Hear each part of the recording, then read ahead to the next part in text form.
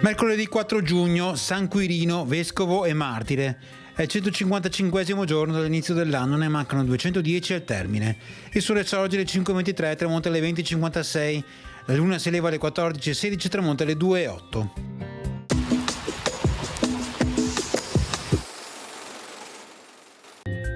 Dopo ben 20 scrutini, all'età di 68 anni, viene eletto doge Marcantonio Trevisan.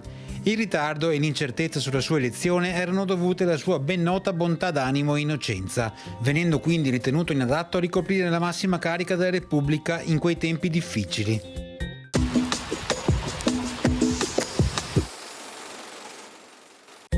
Le previsioni per domani: alternanza di nuvole e rasserenamenti, precipitazioni sulle pianure andando da sud a nord, probabilità da bassa per piogge locali a medio-bassa per piogge sparse che a tratti si verificheranno in vari momenti della giornata. Sui monti fino al mattino assenti, dal pomeriggio probabilità medio-alta per piogge diffuse. Si tratterà di piovaschi, rovesci o temporali.